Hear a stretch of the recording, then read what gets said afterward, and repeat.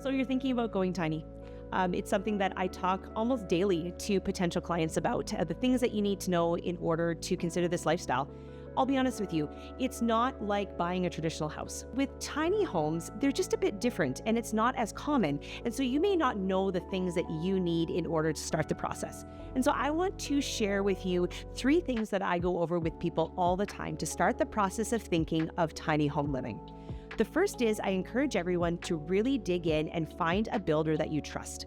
There are tiny home builders all across North America. It's one of the beautiful things about the industry. You really can buy a tiny house anywhere.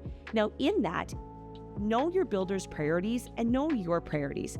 There are many, many ways to build a good tiny house, and there's a lot of different design philosophies and principles that go into that.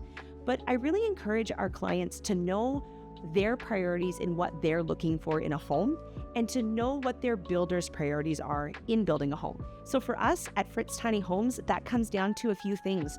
We want to build a resilient and sustainable, long-lasting home. Building homes that can go anywhere in North America is a really big priority for us. Then we have a design philosophy when it comes to how our homes are constructed and laid out, a level of fit and finish, quality, craftsmanship, and innovation that we come back to over and over again as a builder. Knowing how to build trust with your builder is super important. You need to know, where can you park the home? It's wonderful to have found a builder that you trust and have a dream, but where do you place it? We have a tiny house, but what does that actually mean? Let's talk about the certifications behind it. So a tiny house on wheels can be a designated RV. We as a company build to the CSA Z240 RV. We build to the NFPA 1192 RV. Then we have park model for both Canada and the US. If we remove the chassis and remove the trailer, now all of a sudden we have a modular home. So that is a different designation and certification and different place that you can place it. So basically it goes like this. We have an RV, we have a park model, and we have a modular home.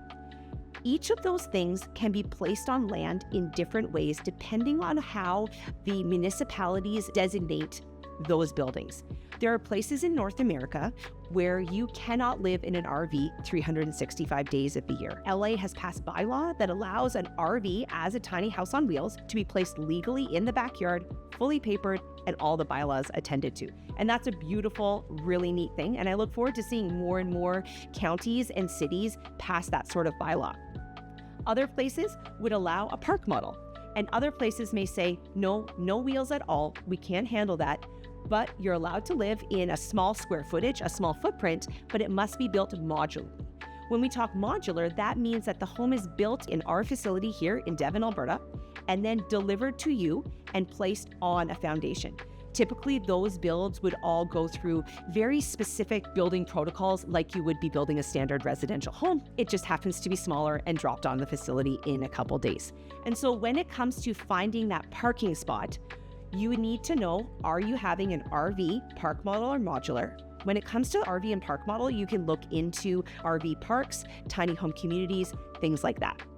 Obviously, that's a quite a large conversation, and we're happy to talk further and give you some help and maybe some tips when approaching your municipality on whether or not you can legally live in a tiny home there. So we have finding a builder that you can trust, knowing where you can park the home, and then the third thing is, how are you going to pay for it? So when it comes to a tiny house on wheels, that is an RV. So it does not fall under traditional standard mortgages. And so you're going to be needing to look into RV style financing. Outside of RV style financing, I really encourage clients to look into homeowners lines of credit and personal lines of credit. Private loans are also something that people look into. And then cash sale obviously is the most common with clients, is selling a home previously or have saved up for this and whatnot. So yeah.